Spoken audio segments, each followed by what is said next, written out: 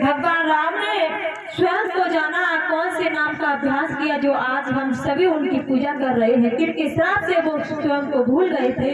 तो कथा में प्रवेश करेंगे क्या कि एक बार सवा ब्रह्मांड की ऋषि देव मुझ पधारे थे। सिंहासन अलग अलग सबके शोभा में न्यारे न्यारे थे।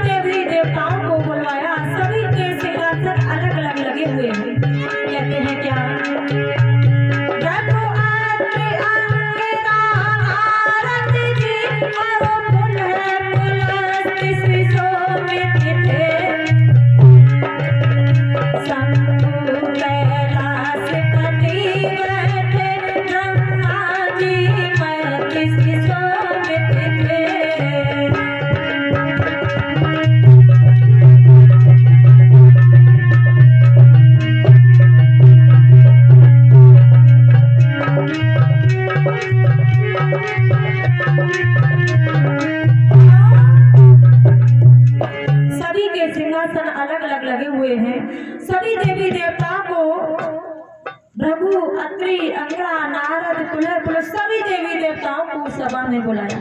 सबको अलग अलग सिंहासन पर बैठा दिया और कहते हैं कि अगर हमारे घर में कोई मेहमान आए या कोई संत महापुरुष आए या भक्तजन आए तो मुझको उनका सम्मान करना चाहिए, सम्मान से उनको बिठाना चाहिए, सम्मान से उनकी देखभाल करनी चाहिए। और खास तौर से अगर संत महापुरुष आ जाए बिना बुलाए आए तब तो और ज्यादा करनी चाहिए। तो वहाँ सभी सिंहासन पर बैठे हुए हैं। उसी सभा में ब्रह्मा जी के 4 पुत्र सनक, सनंदन, सनातन और संत कुमार भी बैठे हुए हैं जो मुमुक्ष को प्राप्त थे। तो कहते हैं उसी सभा में सभी देवी देवताओं के प्रधान यानी भगवान विष्णु आते हैं। और जब कहते हैं कोई महापुरुष आए कहीं कथा भागवत में, सत्संग में या हमारे घर में तो हमको उनका खड़े होकर सम्मान करना चाहिए।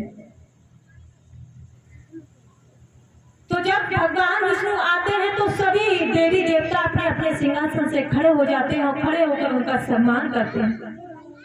लेकिन जो ब्रह्मा जी के पुत्र थे संत कुमार वो खड़े नहीं होते, क्योंकि उनको भी यह अभिमान था कि मैं भी ब्रह्मा जी का पुत्र हूँ, मैं भी मोक्ष को प्राप्त हूँ, मैं भला क्यों खड़ा हुआ। अभिमान था लेकिन खड़े नहीं हुए। सबको खड़ा देखकर वो प्रसन्न हुए, लेकिन जो ब्रह्मा जी के पुत्र थे वो खड़े नहीं हुए।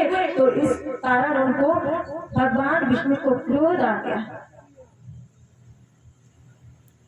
कि मेरा इन्होंने सम्मान नहीं किया, मेरा अपमान किया। मैं आया सभी खड़े हो गए लेकिन उन्होंने मेरा सम्मान नहीं किया, अपमान किया। मेरे भगत बंधु ये देख करके श्री हर को बहुत गुस्सा आ जाता है और कहने लगते हैं क्या कि श्री हर ऊंचे तब स्वर बोले निष्काम मोक्ष कर बुधारा,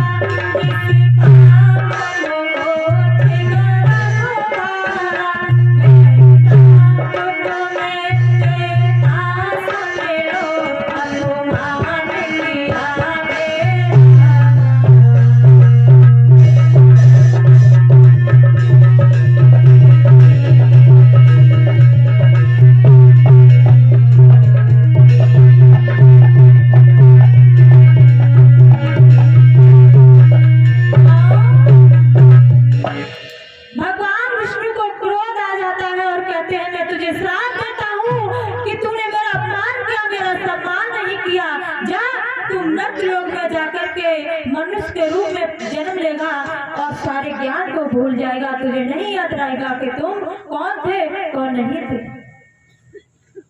ये भगवान विष्णु ने संत कुमार को श्राप दिया, जो ब्रह्मा जी के पुत्र थे उनको श्राप दिया कि तू सर्जन्य नाम के राजा के नाम से पुकारे जाओगे, भूल जाओगे स्वामी को, संसार में दुखी होकर बिखरोगे, रोगे, चिल्लाओगे, फिर कुछ नहीं होगा।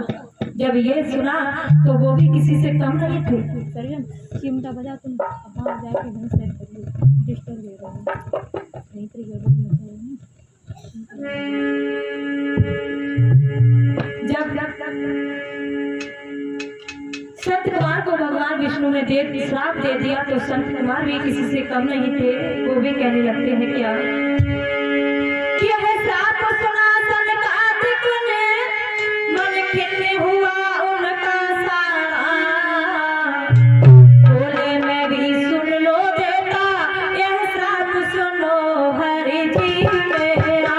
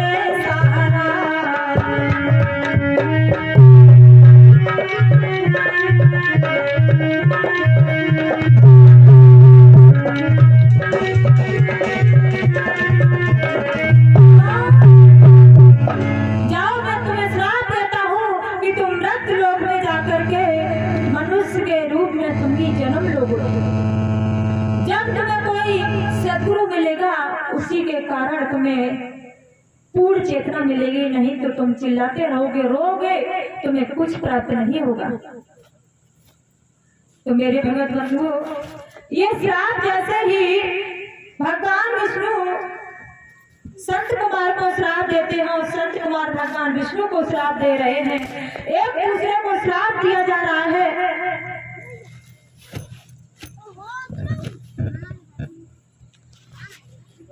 और ये एक दूसरे को श्राप देते ब्रह्मा जी जब इन लोगों को देखते हैं तो सभी लोगों को शांत कर देते हैं। कहते हैं कि तुमने कैसा शोर शराबा मचा रखा है, मैंने तुम लोगों को यहाँ क्यों बुलाया था और तुम लोग यहाँ एक दूसरे को श्राप दे रहे हो।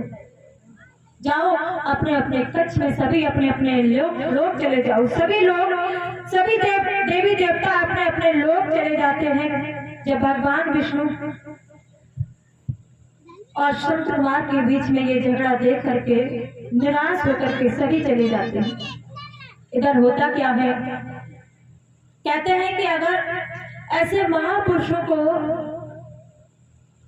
जो सब कुछ जानने वाले हों, अगर ऐसे महापुरुषों को क्रोध आ जाता है, तो मैंने अभी बताया था एक छोटी से जो सच्ची घटना थी उसमें कि जो संत होते हैं, भक्त होते हैं, वो किसी को श्राप नहीं देते, वाकई में जो सच्चे संत होते हैं।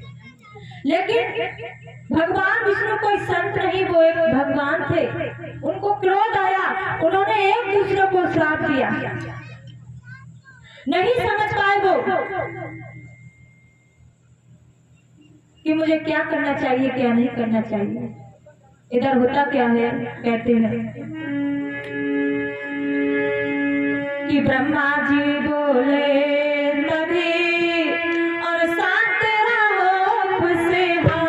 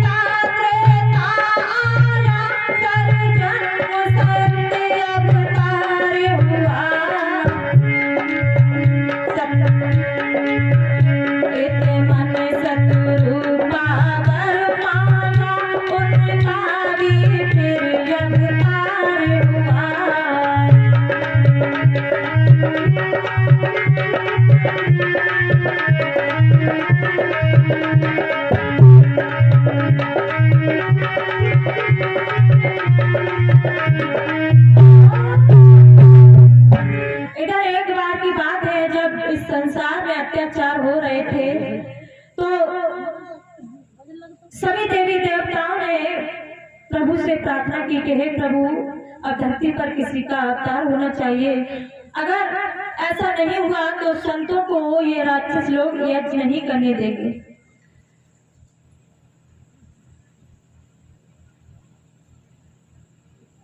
तो इधर मन और शत्रुपा से भगवान विष्णु ने कहा कि जाओ तुम तपस्या करो। जब तुम्हारी तपस्या होगी और तपस्या होकर के जब तुम खूब तपस्या करोगे तुमसे प्रभु प्रसन्न हो जाएंगे। नारद को उनके पास भेजा था। नारद ने कहा कि तुम जाओ प्रभु की, भगवान विष्णु की तपस्या करो, और जब वो तुम्हारी तपस्या से प्रसन्न हो जाएंगे तो तुम्हें क्या मांगना है? सिर्फ पुत्र मांगना है। वही काम होता है। मन और शत्रु का जाकर के तपस्या करते हैं। भगवान विष्णु उनकी तपस्या से खुश हो जाते हैं तो वो वरदान में एक ही पुत्र मांगते हैं कि प्रभु मुझे तुम्हारा जैसा पुत्र चाहिए, ज्ञानवान, शक्तिशाली, बलवान, सुंदर। भगवान विष्णु कहते हैं एक ऐसा ही होगा। आज त्रेता आता है, वही समय आ जाता है कि जो मन और शत्रुपा ने वर मांगा था वो इस धरती पर आकर कौशल्या और दशरथ के रूप में आते हैं। तो आज जो भगवान विष्णु को संत कुमार ने श्राप दिया था, आज उसी का जन्म हुआ है हमारे इस मृत लोक में, अयोध्या में। कहते हैं क्या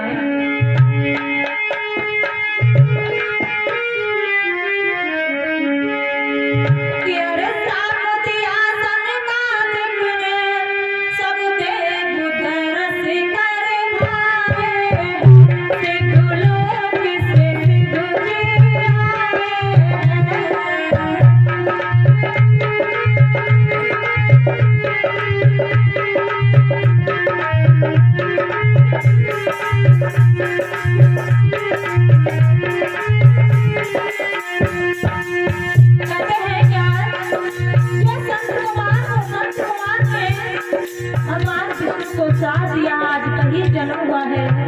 कहते हैं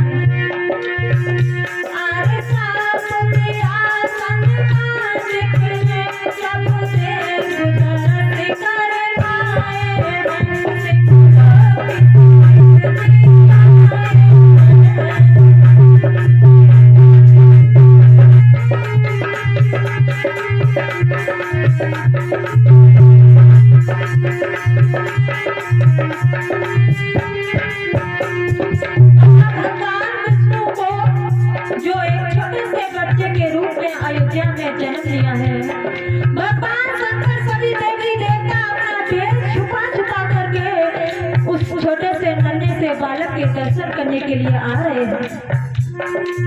कहते हैं क्या सब फूल रहे बरसाए देवता, फूल रहे बरसाए देवता।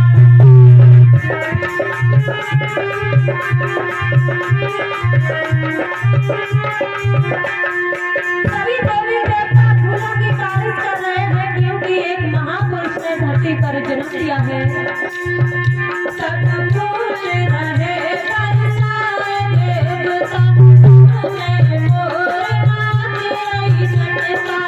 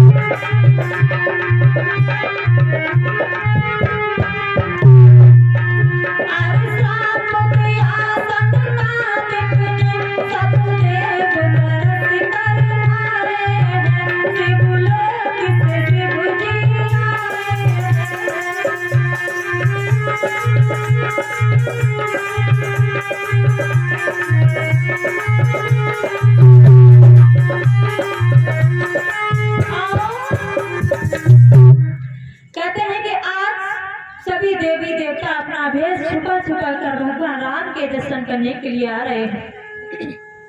आज मैया के घर में एक छोटे से बच्चे ने जन्म लिया है। मेरे भगत बंधु कहते हैं कि जब कोई महापुरुष इस धरती पर आते हैं तो आने से पहले कुछ चमत्कार होने लगते हैं, लेकिन बच्चा ने जन्म तो लिया है, उसे कुछ ज्ञात नहीं है। क्यों? क्योंकि अभी मैंने बताया था सतयुग में जब ब्रह्मा जी ने सभा लगाई, उसमें संत कुमार ने भगवान विष्णु को श्राप दिया और भगवान विष्णु ने संत कुमार को श्राप दिया। उसी के कारण बस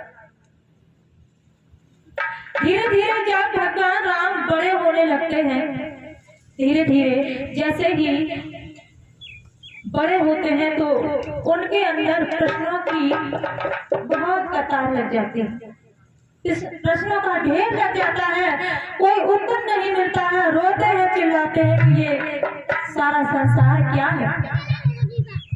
बच्चों हमारी तरफ ध्यान दो। अब एक छोटे से बच्चे की ही बात बता रहे हैं। अब आप लोग तो इतना उधम मचाते हो जिसका कोई जवाब नहीं।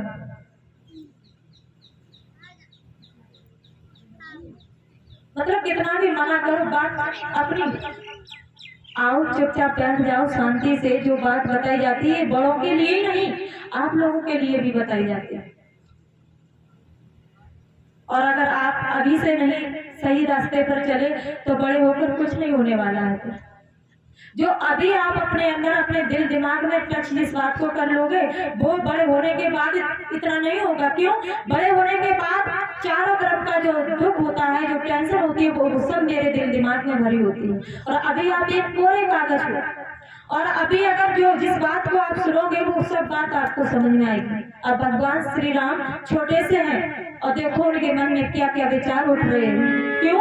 क्योंकि वो प्रभु हैं, भगवान श्री राम है, लेकिन श्राप के कारण बस वो सब कुछ भूल गए हैं, कुछ ज्ञात नहीं। इसलिए कहते हैं क्या, यह मानव दुख मृग तृष्णा में दिन रात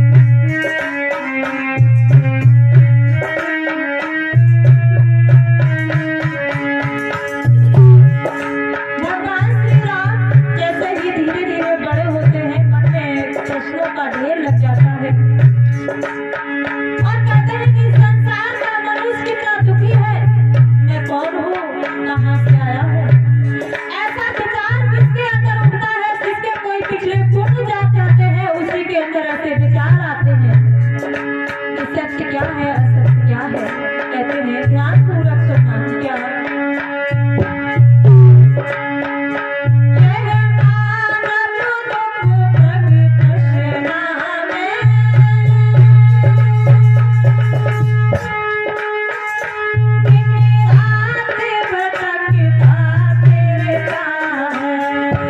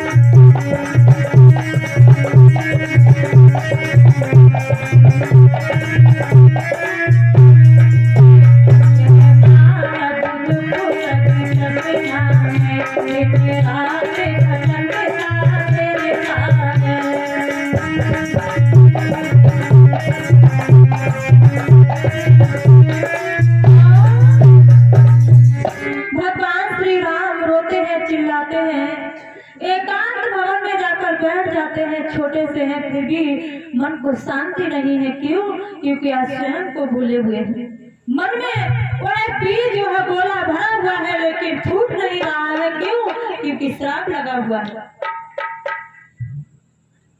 आज भगवान श्री राम ने इतना सोचा, सोचते सोचते सब कुछ खाना पीना, स्नान करना, शौच करना, सब कुछ संगम विहार करना, सब कुछ छोड़ दिया है। एकांत भवन में जाकर बैठ जाते हैं, रोते हैं, खाना पीना नहीं खाते हैं। माता पिता चिल्लाते हैं, बोलते हैं बेटा क्या बात, खाना नहीं खा रहे हो, ऐसे कैसे काम चलेगा, तुम इस संसार में आए हो, तुमको बहुत कुछ करना है, बहुत समझाते हैं। लेकिन भगवान श्री राम नहीं मानते और कहते हैं कि जिसके अंदर ऐसी लालसा हो और जो किसी कारण बस भूल गया हो स्वयं को, तो वो उस सत्य को पाकर ही चैन से बैठता है। जब तक उसे वो सत्य का पता नहीं चल जाता तब तक वो चुपचाप नहीं बैठता है। भगवान श्री राम को मंत्री समझाते हैं, माता पिता समझाते हैं, परिवारी जन समझाते हैं, लेकिन वो फिर भी खाना पीना नहीं खाते। फिर माता पिता ने और मंत्री ने सलाह की कि ये ऐसे नहीं मानेंगे। तो माता पिता ने, मंत्री ने सलाह की तो एक वैश्या को बुलवाया, एक रमरिया वैश्या को बुलवाया और कहा कि भगवान श्री राम जहाँ मेरा बेटा बैठा हुआ है वहां जाकर के सुंदर सुंदर गाना गाओ और नृत्य करो। वैश्याओं को बुलवाकर कहा नृत्य करो जिससे उसका सारा चित्त तुम्हारी तरफ आ जाए। वो संसार में खो गया है, रो रहा है, उससे अलग हट करके तुम्हारी तरफ उसका दिल दिमाग आ जाए। वह वैश्याएं आती हैं, गाना गाती हैं, ढोल बजीरा बजा करके नृत्य करती हैं, लेकिन भगवान श्री राम अपने मन को नहीं बदलते। चिल्लाने लगते हैं सभी लोगों से कि तुमने मेरा जीना हराम कर दिया है। तुम लोग अगर ये सोच रहे हो कि मैं ऐसे मान जाऊंगा, ऐसे नहीं मान सकता हूँ जब तक मैं सत्य को नहीं जान लेता। माता दुखी होकर के बेटा के पास जाती है, कहती बेटा क्या बात है, अगर तुमने ऐसा हाल बना लिया तो हमारा क्या होगा मेरे बेटा, ऐसा मत करो। भैया अपने लाला को समझाती है क्या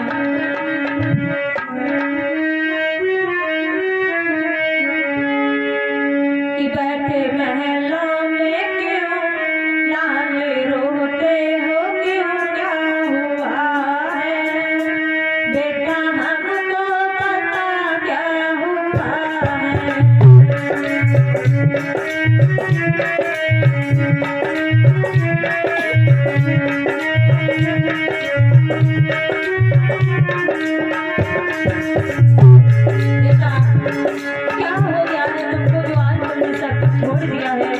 तुम्हारा शरीर सूखता जा रहा है, कुछ करो बेटा, कुछ खाओ, खाओगे नहीं, पियोगे नहीं, तुम्हारा जीवन नहीं चलेगा, यही समाप्त हो जाएगा। मैया समझा रही है अपने बेटा को, लेकिन बेटा नहीं बनता है। तो मैया कहती है क्या, तुम रात खुल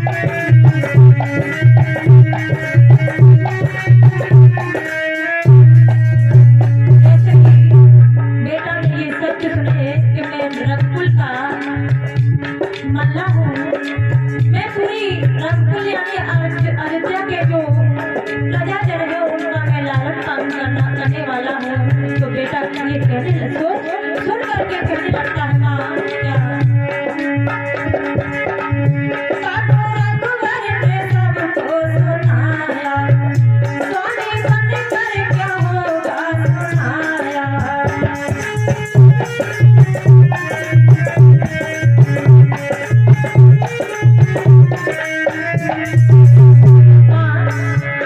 कोई ज्ञान नहीं है, मैं अबोध हूँ, अज्ञानी हूँ, मुझे कुछ पता नहीं, तो मैं सारी प्रजा का लालन पालन कैसे कर सकता हूँ, कैसे इस अयोध्या का मैं मल्ला बन सकता हूँ। माँ, आप ये गलत कह रही हो क्या?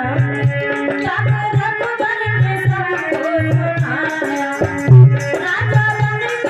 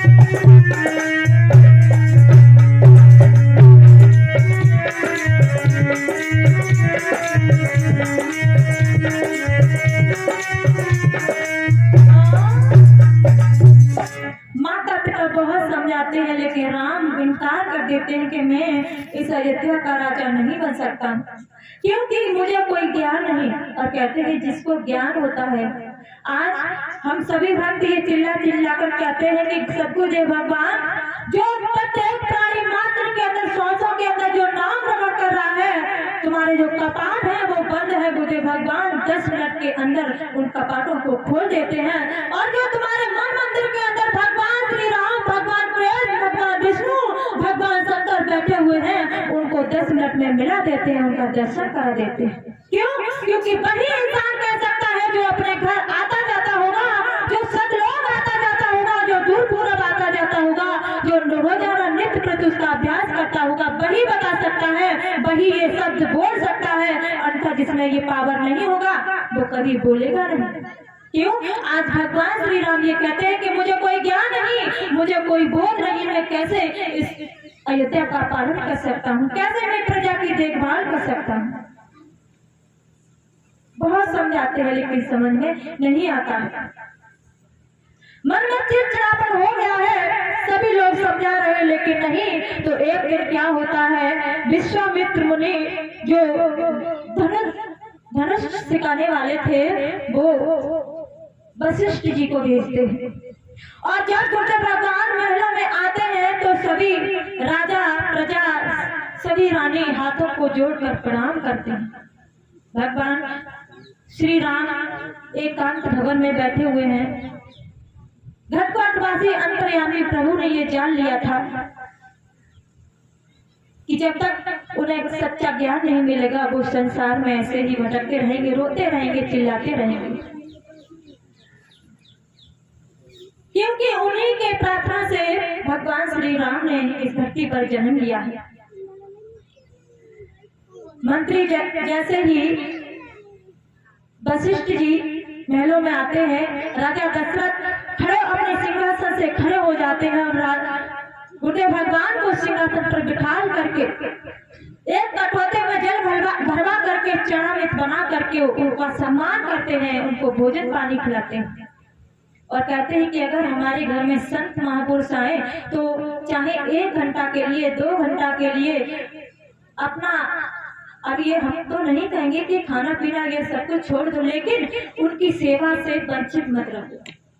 ये तुम्हारा अच्छा, सबसे अच्छा, सबसे दुनिया का सबसे अच्छा, सबसे शुभ, सबसे कीमती दिन है जो संतों ने तुम्हारे गांव में, तुम्हारे घर में प्रवेश किया है।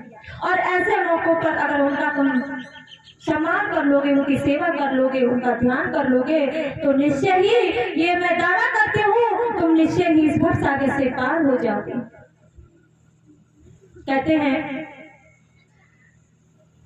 राजा ने अपने प्रभु से यानी गुरुदेव भगवान से प्रार्थना की, प्रभु राम ने कुछ नहीं खाया है, आज लगभग 10-15 दिन हो गए, भूखे प्यासे हैं, उनकी समझ में नहीं आ रहा है वो क्या कर रहे हैं। ना ही कुछ खाते, ना ही स्नान, कुछ नहीं कर रहे, रो रहे, एकांत में बैठे हुए हैं। भगवान श्री राम के पास मंत्री सुमंत जाते हैं कि जाओ तुम राम को बुला कर लाओ। और राम के पास जब भगवान श्री राम के पास मंत्री जाते हैं, राजकुमार तुमको गोदे भगवान ने बुलाया है।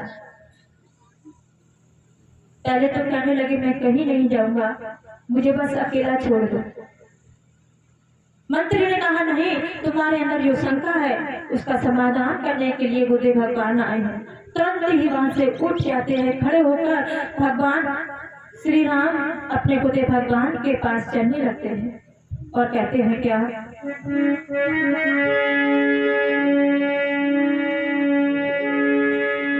गोदे भगवान के पास जैसे ही भगवान श्री राम जाते हैं तैसे ही साष्टांग दंडवत प्रणाम करके लेट जाते हैं और अपने आंखों के आंसुओं से गोदे भगवान के चरणों को धोने लगते हैं, रोने लगते हैं। प्रभु मैं कौन हूँ, कहाँ से आया हूँ, मुझे कुछ नहीं पता है, ये संसार क्या है। इंसान जन्म लेता है, फिर मर जाता है, फिर जन्म लेता है, फिर मर जाता है, ये कैसा चक्र चल रहा है, मुझे मेरी समझ नहीं आता। भगवान श्री राम रो रहे हैं। बुद्ध भगवान ने श्री राम को उठाया और अपने पास बैठा लिया। बेटा जिसके लिए तुम रो रहे हो मैं कभी बताने के लिए आया हूँ, तुम शांत हो जाओ। भगवान श्री राम कहते हैं मैं ऐसे शांत नहीं हूँ जब तक मुझे सत्य का पता नहीं चल जाता। तो भगवान श्री राम कहने लगते हैं क्या,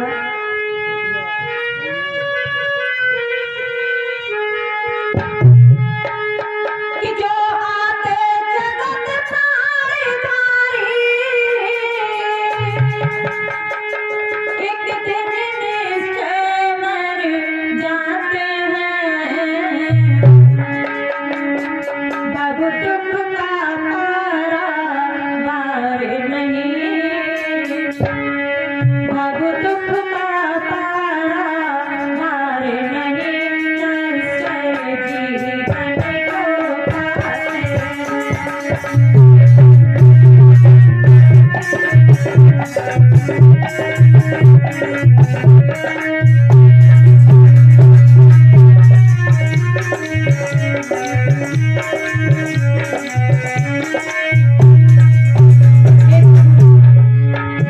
जो सारी संसार में आता है वो क्यों दुखी है, कोई सुखी है, कोई दुखी है, कोई किसी को मारता है, कोई किसी को मारता है, मेरी समझ में नहीं आता है, मुझे इसके बारे में बताएं। तो कहते हैं क्या, जो रोते तो पार सरल कोई, जिससे सत्य कर्म यादे और सच्चिदानंद परमेश्वर को, सच्चिदानंद परमेश्वर को आसान से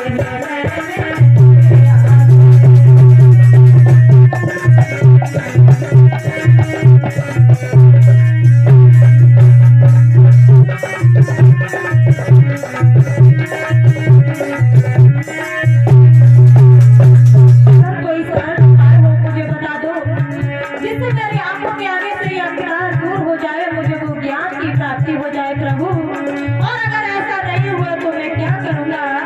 भगवान श्री राम कहते हैं क्या, अन्यथा सोच की जल अन्न त्याग कर बैठूंगा,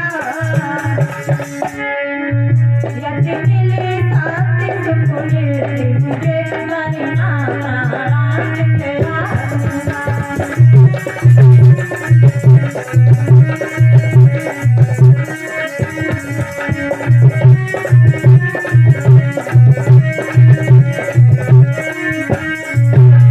मुझे ऐसा नहीं हुआ, मुझे शांति नहीं मिली, मेरे मन शांत नहीं हुआ, मेरा चित्त एकाग्र नहीं हुआ, तो मैं स्वयं को छोड़ दूंगा, त्याग दूंगा, मैं खाना पीना नहीं खाऊंगा।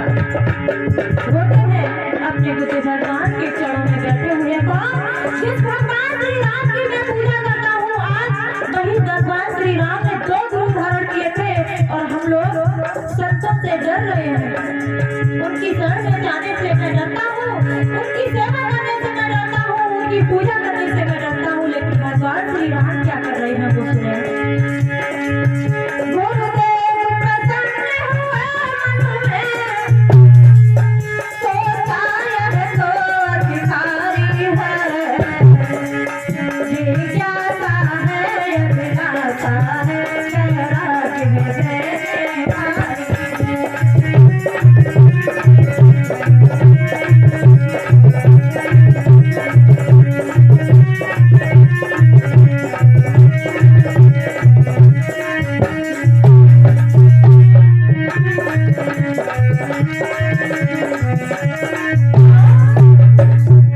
ऐसी प्रार्थना सुनकर के गुरुदेव भगवान मंद मंद मुस्काने लगे, मन ही मन मुस्काने लगे, प्रसन्न होने लगे। बोले बेटा मैं समझ गया तुम क्या चाहते हो, जिस चीज को तुम प्राप्त करना चाहते हो मैं तुम्हें जरूर उस चीज को बताऊंगा। एकांत भवन में ले जाते हैं, आसन को लगा देते हैं, भगवान श्री राम को बिठा लेते हैं और भगवान श्री राम को गुरुदेव भगवान बताने लगते हैं। बेटा क्या कहते हैं कि ब्रह्मा विष्णु शिव जो भी है आकार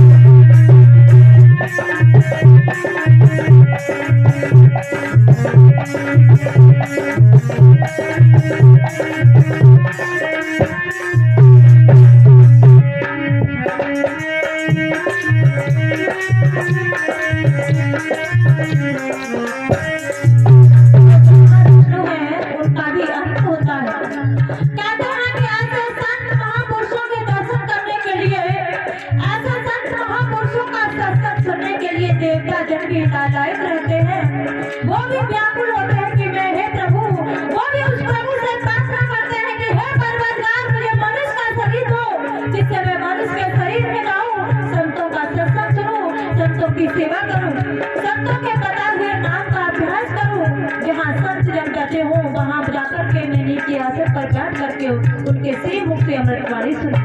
ये कोई झूठी बात नहीं, क्योंकि देवताओं के भगवान के संत दरबारी होते हैं, भगवान से मिलाने वाले होते हैं। भगवान को गुरु धारण करना पड़ता है, वो भी एक नहीं दो दो गुरु धारण किए। और हम लोग आज संतों की महिमा को नहीं समझ पाते हैं। भगवान को श्री राम को गुरुदेव भगवान समझाते हैं कि जिसने जन्म लिया है उनको इस संसार में आना पड़ता है, जाना पड़ता है, वो बार बार मरते हैं, बार बार जन्म लेते हैं। और जो कौन बार बार नहीं आता है, कौन बार बार नहीं आता है, जो सच्चे सदगुरु का सच्चा शिष्य होता है, वो अगर उस प्रभु के सच्चे नाम का अभ्यास करता है तो अपनी इच्छा से इस संसार में आएगा और अपनी इच्छा से इस संसार से जाएगा। कहते हैं क्या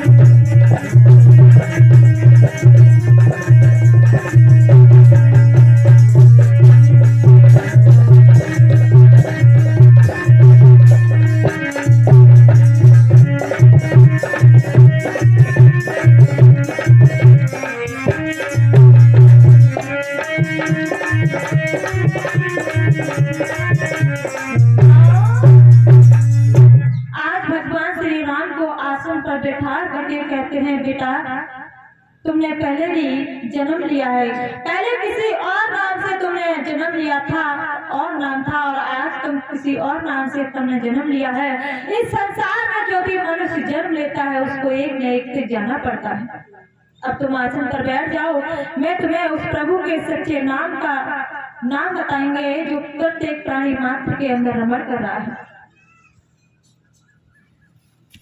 आज मुझे भगवान श्री राम को वही प्रभु का सच्चा नाम बता रहे हैं, जो यहाँ जितने भी प्राणी बैठे हुए हैं, जितने भी माताएं बहनें भाई बहन बच्चे जो भी बैठे हुए हैं, प्रत्येक प्राणी मात्र के अंदर वह प्रभु का नाम रमण कर रहा है। वही आज भगवान श्री राम को बुद्धे भगवान बता रहे हैं। कैसे कि जो नाम रम रहा कण कण में, प्राणी में प्रणव पुकार रहा, नस नस में इस बंधन उसका, भीतर बाहर संचार रहा।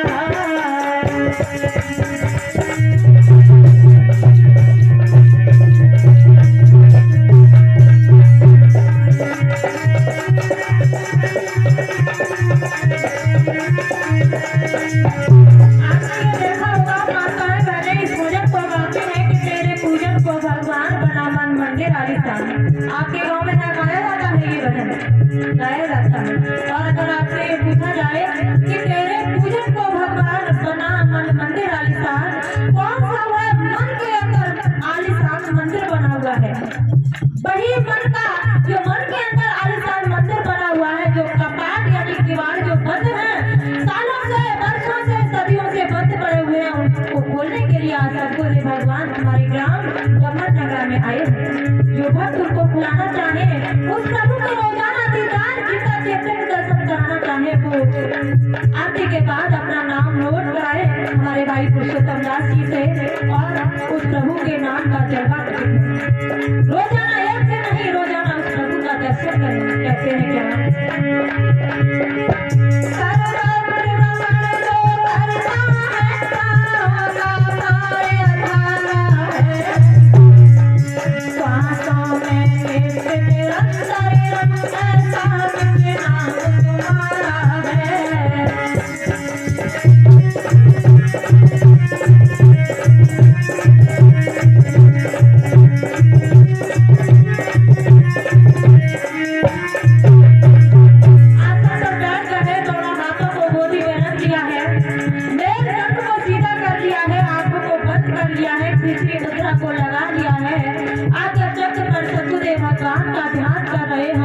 विमान में बैठ करके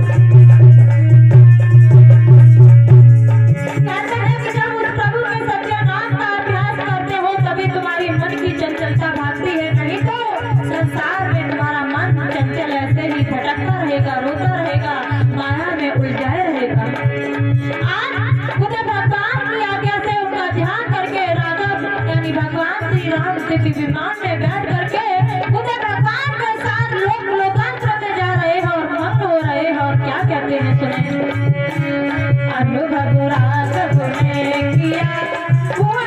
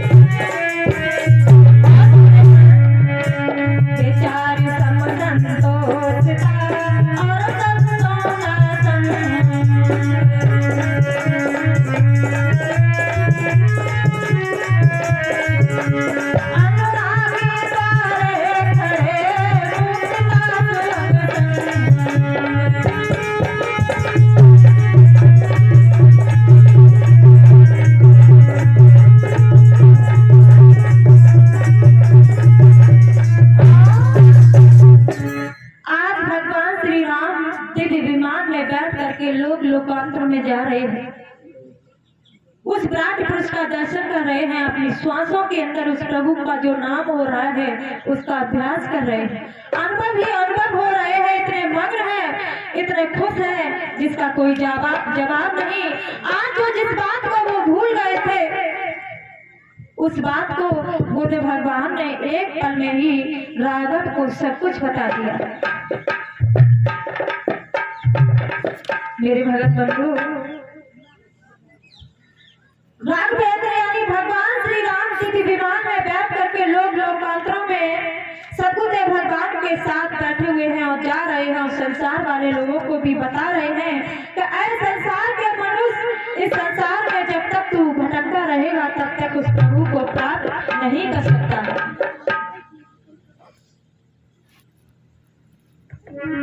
भगवान श्री राम कहते हैं संसार वाले लोगों से, विमान में बैठे हैं और संसार वाले लोगों को समझा रहे हैं, क्या कहते हैं सुने कि सच्चा सौदा अब पाया है। भगवान श्री राम कहते हैं बेटा पैर पीछे सरक लो, इस लड़के से कहो पीछे पैर आगे सामने गति की तरफ पैरों को नहीं करते हैं। बस सत्संग में तो बैठे हैं लेकिन बात अपनी बंद नहीं होती है। अब हम चुप हो जाएं, देखो फिर भी कोई तो भले हम चुप हो जाए लेकिन चुप नहीं हो सकते। देखो अब उन्हें यहाँ ये नहीं पता कि यहाँ प्रोग्राम हो रहा है, क्या हो रहा है, बस अपने से बस प्रबंधक भक्तों से ये प्रार्थना है इन लोगों को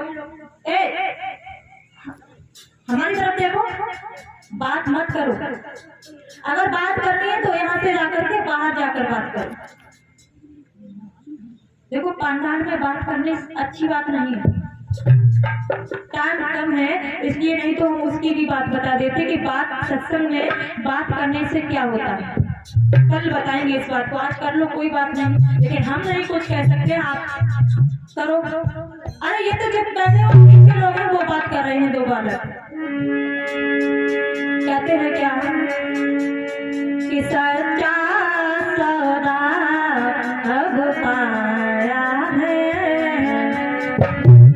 हाँ वो कह रहे हैं कि ये बात कर रहे हैं, हम नहीं कर रहे। अब हो क्या, हम तो यहाँ बैठे नहीं तो बात तो करना बंद कर देते, हम एक बाल्टी पानी डाल देते बस चले जाते चुपचाप अपने घर पर। सच्चा सौदा अब पाया है, दीदार खुदा का होता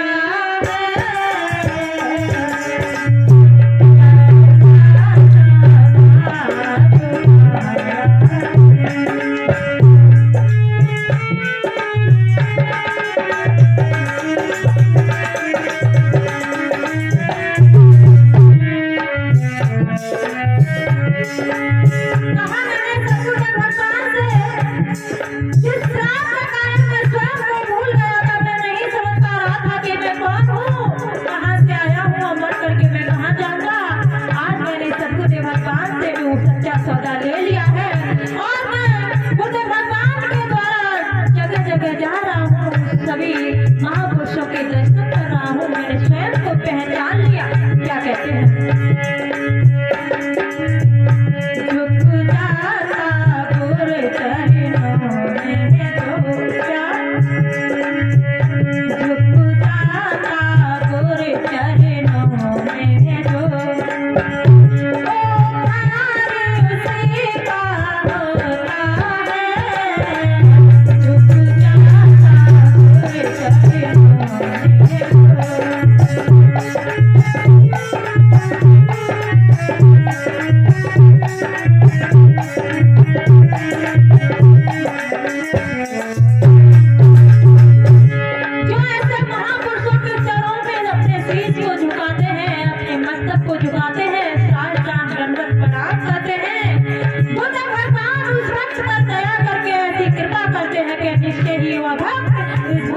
से पार हो जाता है, उसको जो संसार का दुख जो कष्ट हो रहा है उसकी मन की चंचलता है, मन में अशांति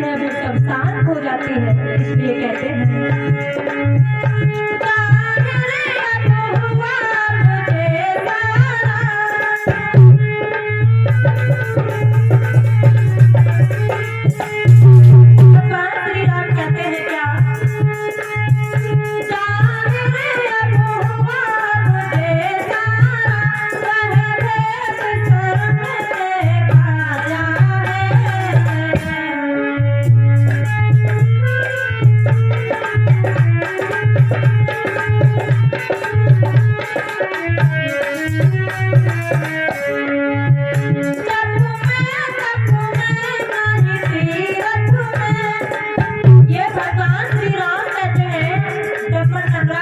सभी माताएं बहनें और भाई सुन लें, नहीं जप करने में, नहीं तीर्थ यात्रा करने में, नहीं व्रत करने में, नहीं पूजा पाठ करने में वो प्रभु जिंदा चैतन्य दर्शन नहीं दे सकते हैं जब तक कोई साधक पूर्ण सदगुरु की शरण में नहीं पहुंच जाता।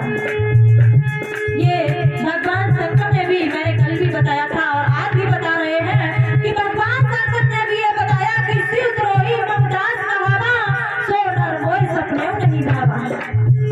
भगवान शंकर कहते हैं कि जो मनुष्य से द्रोह करता है, विद्रोह करता है, कष्ट देता है, संतों की बुराई करता है, संतों को अपमान करता है, उसे मैं कभी जिंदा चेतन दर्शन नहीं दे सकता हूँ, वो मुझे सपने में भी प्यारा नहीं हो सकता। कहते हैं क्या,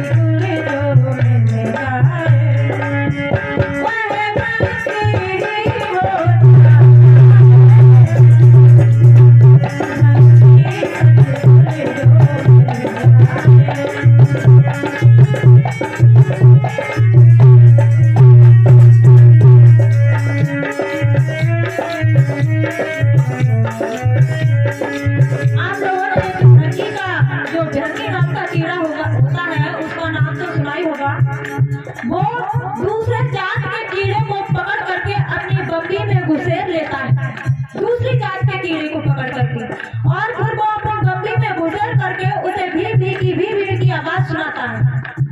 भी की आवाज तब तक सुनाता रहता है जब तक वो कीड़ा, जो दूसरी जात का कीड़ा है, जब तक वो भृंगी के समान नहीं हो जाता है, भृंगी के रूप में नहीं आ जाता है, तब तक वो अपनी आवाज सुनाना बंद नहीं करता। ऐसे ही जो सच्चे सदगुरु होते हैं, जो पूर्ण सदगुरु होते हैं, वो अपने भक्तों को सभी पापों से रहित करके बंदी छोड़ बढ़ाकर अपना जैसा बना लेते हैं। कहते हैं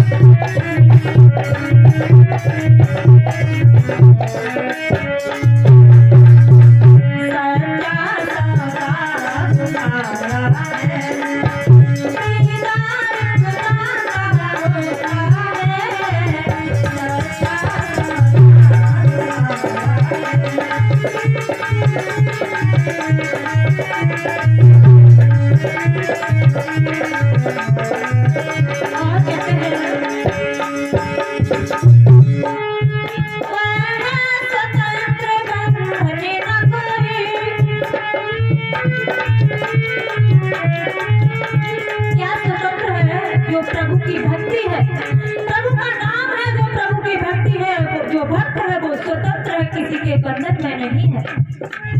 चाहे लड़की हो, चाहे लड़का हो, चाहे स्त्री हो, चाहे पुरुष हो, चाहे नीच जात वाला हो, चाहे ऊंची जात वाला हो, सभी के लिए वह भक्ति स्वतंत्र है, सभी भक्ति को कर सकते हैं। इसलिए कहते हैं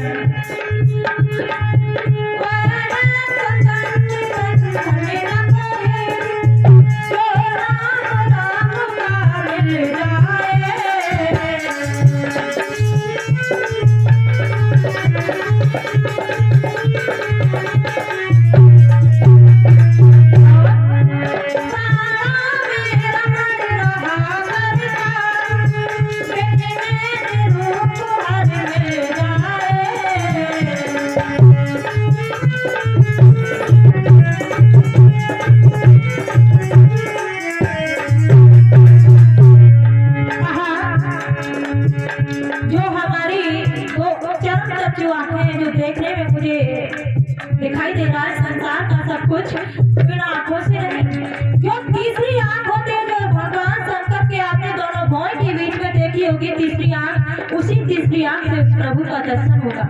वो तीसरी आंख हमारी बंद है, वो एक भगवान शंकर के ही नहीं, प्रत्येक प्राणी मात्र के अंदर है वो तीसरी आंख।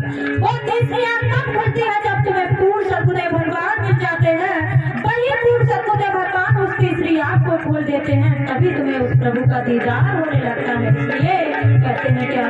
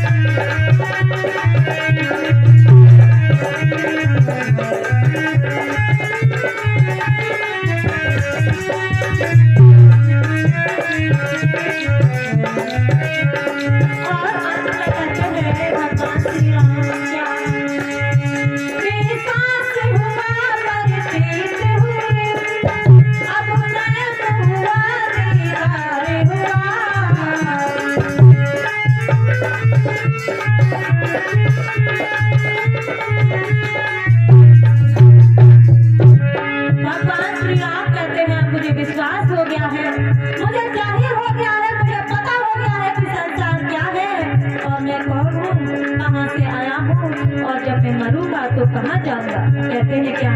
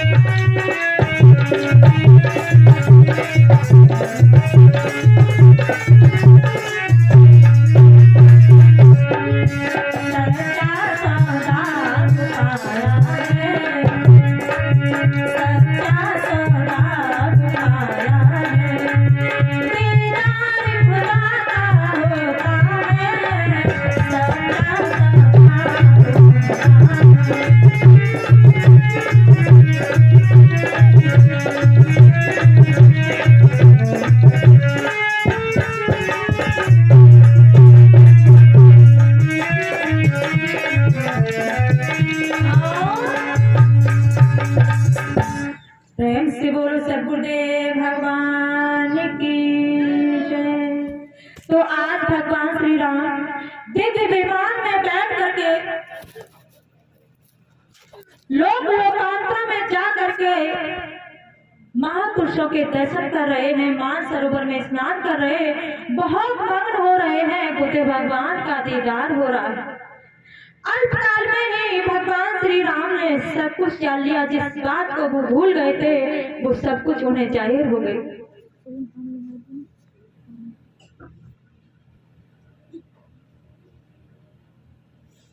आज भगवान श्री राम ने अपने सतगुरुदेव भगवान के द्वारा क्या क्या जाना है। कहते हैं कि पुरुषोत्तम पुराणे पुरुष और राम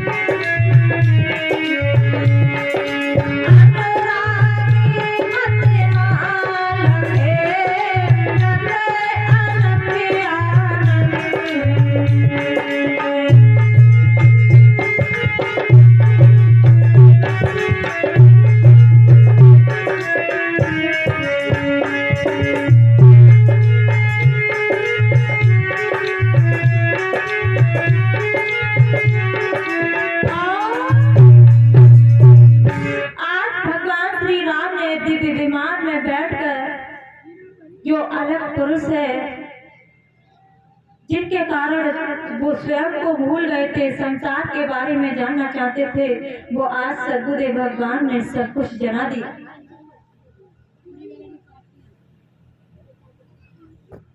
आज भगवान श्री राम बहुत खुश है और कहते हैं कि 40 दिन अल्पकाल में राघव ने सब कुछ जान लिया।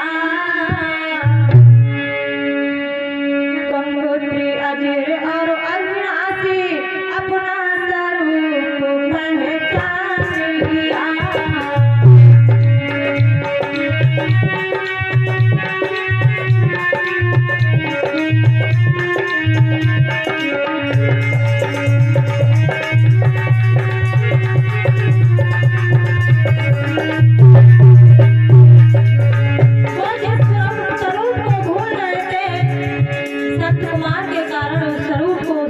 पहचान लिया।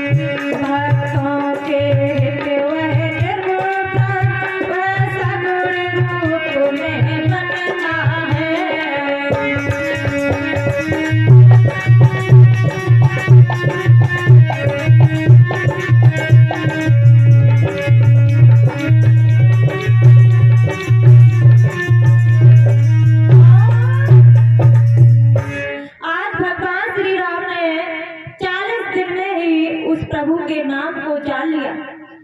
40 दिन में ही ये जान लिया कि मैं कौन हूँ, कहाँ से आया हूँ और मर करके मैं कहाँ जाऊंगा। सिर्फ 40 दिन में। इसके कारण अपने गुरुदेव भगवान के कारण। जब कोई साधक अपने मार्ग से भटक जाता है तब उसका गुरु ही उसका सहारा बनता है।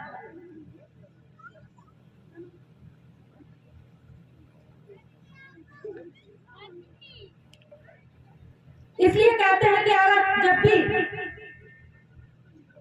मुझ पर कोई संकट आता है, कोई कष्ट आता है, तब वह प्रभु मुझे याद आते हैं।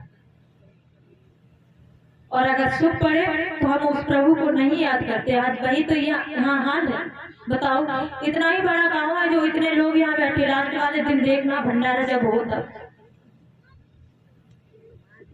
तब मुझे चिल्लाना नहीं पड़ेगा, उस वक्त नहीं बताना पड़ेगा कि आओ सत्संग सुनो या जो भंडारे में प्रसाद बना है वो खाओ। उस दिन नहीं कहना पड़ेगा, बिना कहीं भीड़ हो जाएगी। तभी तो कहते हैं कि सच्ची बात को जानने के लिए कोई तैयार नहीं होता।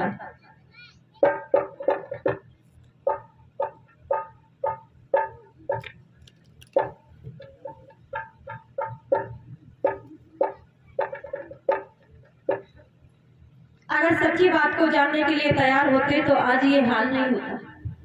अब भक्तों ने तो अपने पूरे विश्वास से ये कहा था कि प्रभु आप प्रोग्राम तो करो, भीड़ की कमी नहीं होगी। लेकिन कोई बात नहीं, अगर हम ये कहें कि आप आओ और आप सत्संग सुनो, उस सत्संग सुन के आप अपने मन में शांति लाओ, भक्ति को अंकुर करो, तो भला बताओ मेरा कुछ भला होगा या हम उनके जरिए हम सागर से पार हो जाएंगे या मैं मोक्ष मुक्ति को प्राप्त हो जाऊंगा? नहीं, तुम जो करोगे तुम्हें मिलेगा, मैं जो करूंगी मुझे मिलेगा। इस बारे में जो तुम भक्ति करोगे, भक्ति को कोई नहीं पटा सकता है। जो तुम घर गृहस्थी में कार्य धन इकट्ठा कर रहे हो वो तुम्हारे घर वाले बटा लेंगे, परिवार वाले बटा लेंगे, संसार वाले बटा लेंगे, लेकिन जो तुम भक्ति करोगे वो कोई नहीं बटा पाएगा। इसलिए भक्ति करो, प्रभु के सच्चे नाम को जानो, और जब तुम उस प्रभु के नाम को जान लोगे तो निश्चय ही तुम्हारा कल्याण हो जाएगा। और कहते हैं भगवान श्री राम, अब भगवान श्री राम दिव्य विमान से जब नीचे उतर आते हैं तो बहुत प्रसन्न है, बहुत मग्न है, संसार में कमल की तरह रहते हैं और संसार के हर कार्य को करते हैं, उस प्रभु के नाम में मग्न रहते हैं। कहते हैं कि सतगुरु भवसागर के माझी भवसागर पार लगाते हैं, निर्मल छल कपट रहित जो है शरणागति को अपनाते हैं।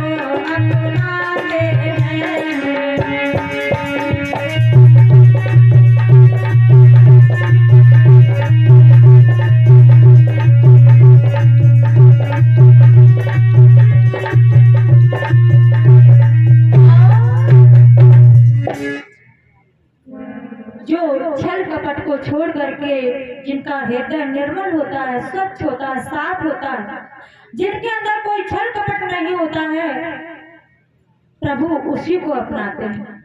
वही ऐसे सदगुरु की शरण में आता है, वही इस सागर से पार होता है। और कहते हैं क्या, ध्यानपूर्वक सुनो आप लोग, बातों में मत रहो। कहते हैं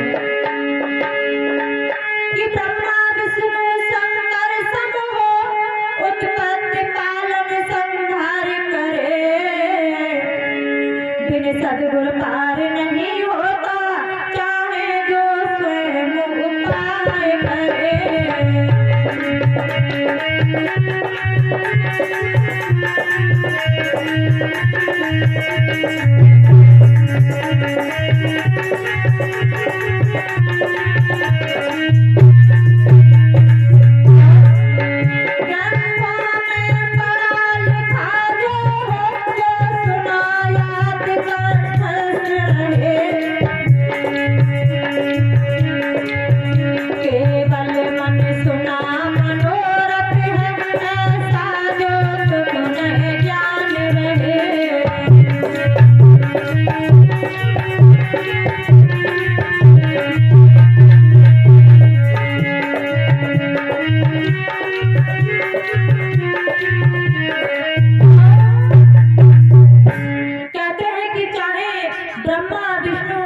शंकर के समान क्यों ना हो जाओ, फिर भी तुम भव सागर से पार नहीं हो सकते, भक्ति का अंकुर नहीं हो सकता। क्यों?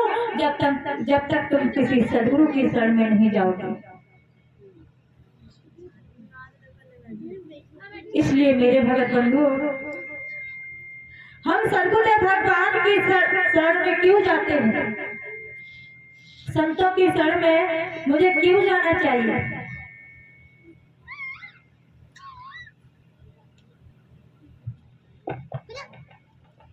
हमने ये देखा है, हमारे इसी गांव में कुछ भक्त जय गुरुदेव की भी हैं?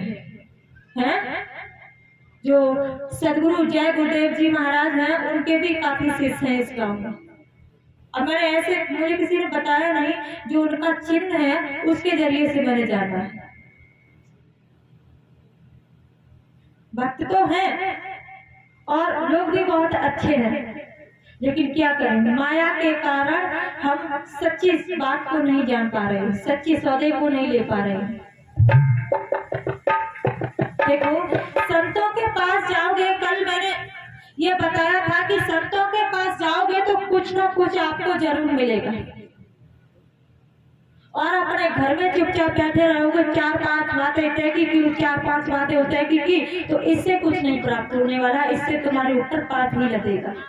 संतों का जहाँ सत्संग होता हो, संत महापुरुषों कहाँ जाओगे तो तुम कभी खाली हाथ नहीं आओगे, कुछ ना कुछ लेकर जरूर आओगे। इस संसार में जब तुम आए थे तो क्या लेकर आए थे, और इस संसार से जब जाओगे तो क्या लेकर जाओगे? कुछ नहीं लेकर जाओगे और ना ही कुछ लेकर आए। सिर्फ आए तो कर्मों को और संस्कारों को अपने साथ लेकर आए, और कर्मों को संस्कारों को ही लेकर अपने साथ जाएंगे। इसलिए धन दौलत पैसा मकान बीवी बच्चे सब कुछ यही पड़ा रह जाएगा, अगर कुछ साथ जाएगा तो सदगुरु भगवान और तुम्हारे कर्म और संस्कार तुम्हारे साथ जाएंगे। इसलिए मेरे भगत बंधु,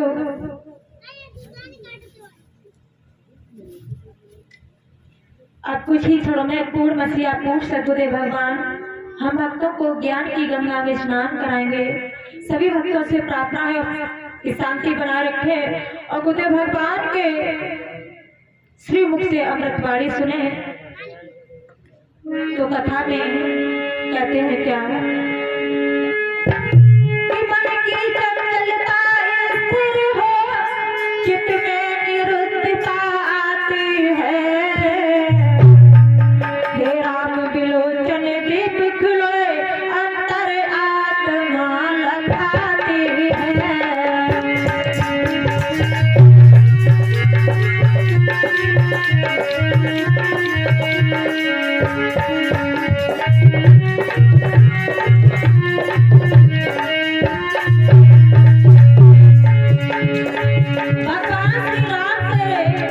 कहते हैं बेटा मैंने तुम्हारी तीसरी आँख खोल दी है, आज तुम रोजाना चित्त कृत उसका अभ्यास करें, अपने साथ साथ अपने भक्तों का उद्धार करें, यही इसीलिए तुम इस दुनिया में आए हो। कहते हैं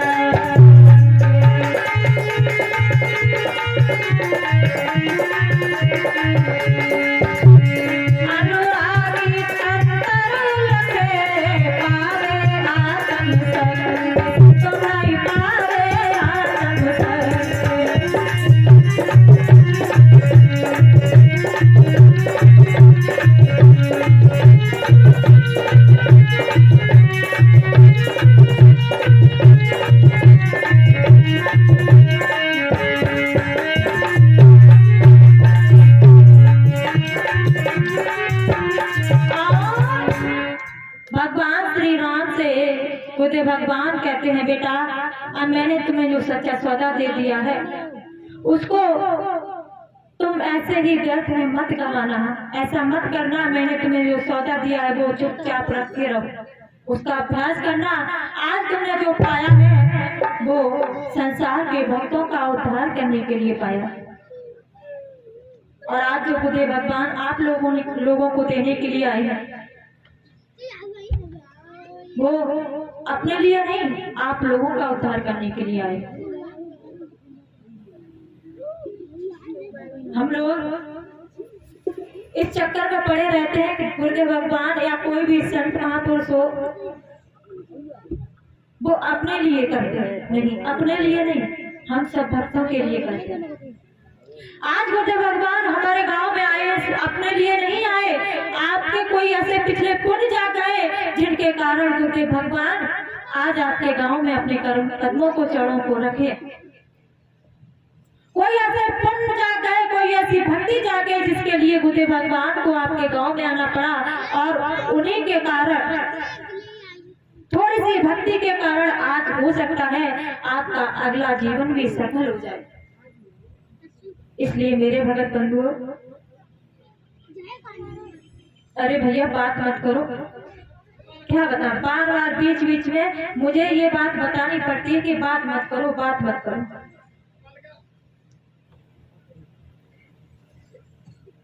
अगर यही अब टाइम नहीं है लेकिन फिर भी हम छोटी सी एक बात बता रहे हैं। बात आप लोग सत्संग में करते हो, कहीं भी कथा भागवत होती हो या सत्संग होता हो, बात नहीं करनी चाहिए। कहते हैं कि दो बहुत ही घनिष्ठ मित्र थे। अब बात जो कर रहे हैं वो सुनना ध्यान पूर्वक कि बात करने से क्या होता है। दो बहुत ही घनिष्ठ मित्र थे जो रोजाना इतनी उनकी दोस्ती थी कि कोई नहीं तोड़ सकता था। एक दिन एक गांव में सत्संग हो रहा था तो उसने एक ने कहा, भैया हमने ये सुना है कि संतों का दर्शन करने से मनुष्य भव सागर से पार हो जाता है। बोले भैया सुना तो हमने भी है। हमारी तरफ ध्यान दो। क्या हो गया भैया इधर कुछ? अरे वो आएंगे तो आएंगे, तब मेरी तरफ तो ध्यान दो। आएंगे तब तो वो आपके सामने ही आ जाएंगे, लेकिन अभी मत, अभी शांति से सुनो। आप लोग जो इतना उदम बच्चे और कोई बड़े भी मचा रहे, वो ये अच्छी बात नहीं। एक गांव में सत्संग हो रहा था, उसने क्या कहा, भैया हमने सुना है संतों का दर्शन करने से, संतों का सत्संग सुनने से जीव भव सागर से पार हो जाता है। बोले भैया हमने भी सुना। फिर चलो सुना है, दोनों निकल पड़े। जो जहाँ सत्संग हो रहा था वो गांव काफी दूर था। चलते चलते काफी दूर पहुंच गए। उससे पहले एक गांव में नौटंकी हो रही थी। एक ने कहा, भैया सत्संग तो बाद में सुनेंगे, पहले चलो नौटंकी देखने। बोले नहीं, ये नौटंकी अच्छी चीज नहीं, बेकार में काम में अपना भविष्य बिगाड़े, चलो पहले सत्संग सुनेंगे। बोले नहीं। दोनों में बहस हुई तो एक ने कहा कि मैं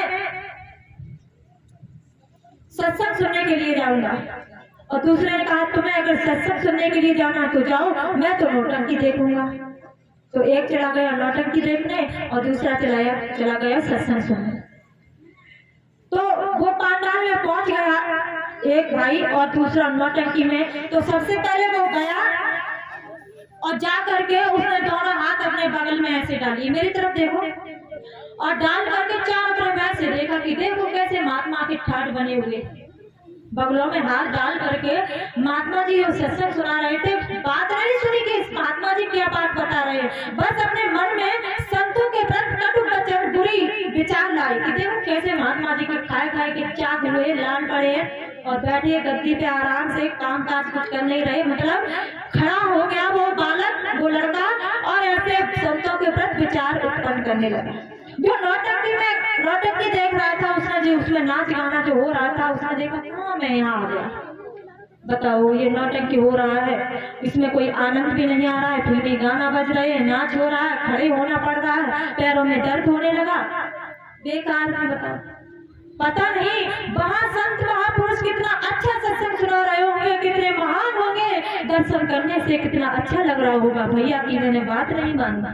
जो नौटंकी देख रहा था उसके मन में संतों के प्रति, संतों की महिमा उत्पन्न हुई, संतों के बारे में उसने अच्छा सोचा, और जो सत्संग में खड़े होकर बगलों में हाथ डालकर संतों के बारे में गलत विचार कर रहा था, बातें कर रहा था, उसका चित्त नौटंकी की तरफ गया कि वहां पता नहीं कितना अच्छा नाच गाना हो रहा होगा, कितना आनंद आ रहा होगा। दोनों वहां से ऐसा विचार करके लौट आए। फिर कुछ दिनों बाद जब उन दोनों की मृत्यु हुई, जब लोक में वे दोनों गए तो दोनों खड़े हो गए।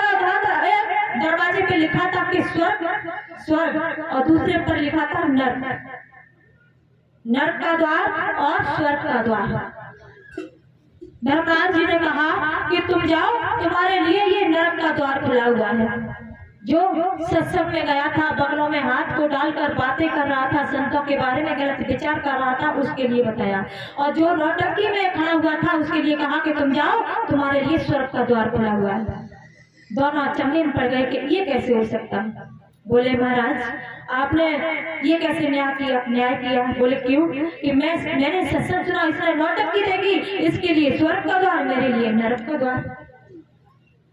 उसने कहा नहीं, तुम जब सत्संग में खड़े थे तो तुमने हमारी तरफ ध्यान दो, आप लोगों के लिए ये दृष्टांत सुना रहे हैं कि तुम जब सत्संग में सुना थे तब खड़े थे, तब तुमने संतों के प्रति क्या विचार गलत किए थे, क्या विचार गलत सोचे थे, कितना कटुक वचन बोले थे, कितनी सत्संग में तुमने बात की थी। बोले किया था, बहुत गलत विचार आए, बहुत उल्टी सीधी भी बोले। और ये जो नौटंकी में खड़ा था, इसने संतों के प्रति अच्छे विचार लाए, अच्छी भावना लाए, मन इसका प्रसन्न हुआ था संतों के प्रति, इसलिए इसके कर्म संस्कार अच्छे बने। तुमने संतों के बारे में गलत सोचा, इसलिए संतों के लिए तुमने जो सोचा, इसलिए तुम्हारे लिए नरक का द्वार। तो शरीर से यहाँ बैठने से कुछ नहीं होगा। जब तक तुम मन से चित्त से नहीं बैठोगे, मन से ध्यान से नहीं सुनोगे, तब तक कुछ नहीं प्राप्त होने वाला है। बातचीत करोगे तो सोच लीजिए आपको नरक के द्वार में जाना है या स्वर्ग के द्वार में जाना है।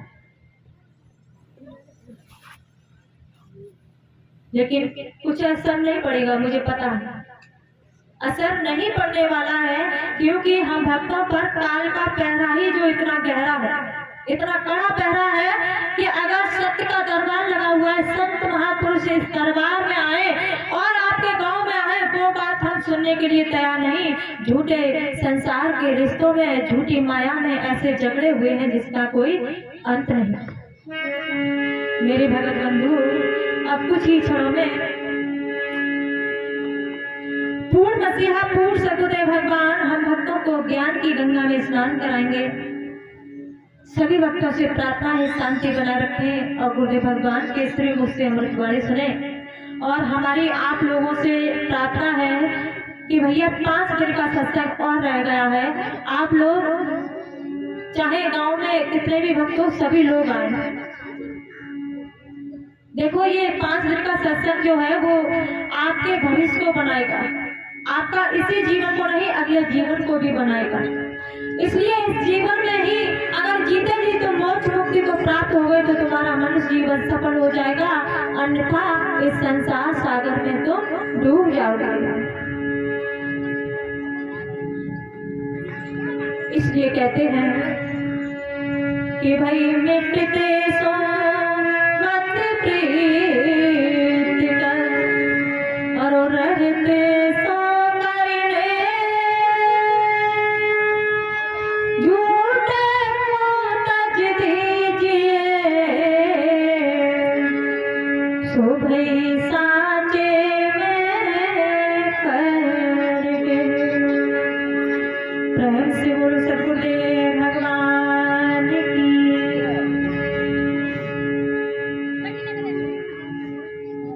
जो संसार में प्रास को प्राप्त होने वाला है उससे प्रेम मत कर, जो अविनाशी है चेतन आत्मा है उससे प्रेम कर, इसी में तेरा कल्याण है।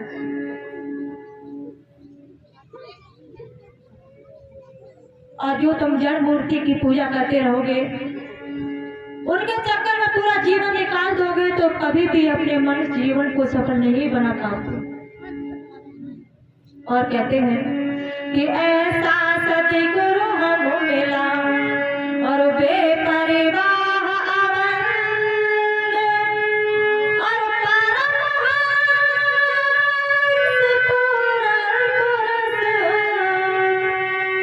जाके रो रो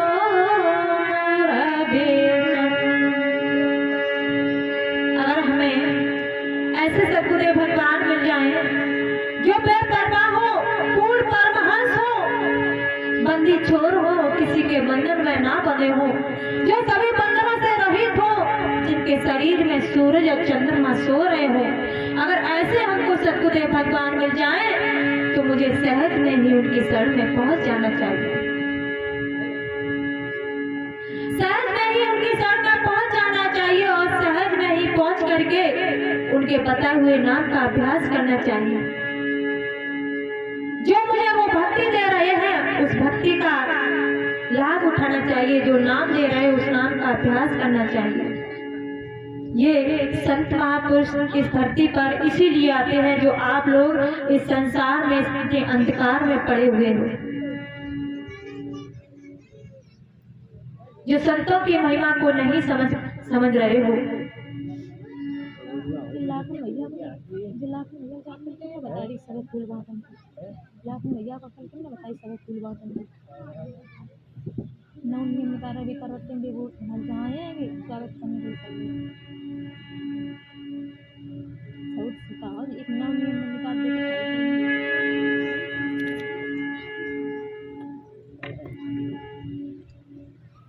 अब मैं तब से यही देख रही हूँ, मैंने एक दृष्टांत सुना दिया और इतनी बातें सुना दी, शायद किसी के दिमाग में मेरी बात आई होगी, सुनी होगी किसी ने। लेकिन फिर भी हम ये कहेंगे बहुत अच्छी बात है, कम से कम आप लोगों का दिल चित्त दिल दिमाग कम से कम उधर तो है, हमारी तरफ ना हो। हम नहीं कहेंगे अभी मत मेरी तरफ करो, क्यों? क्योंकि अभी करने से कुछ नहीं होगा। आपका दिल दिमाग चित्त उधर है, ये मुझे सबसे अच्छी बात लगी। किधर? सदगुरुदेव भगवान की तरफ है।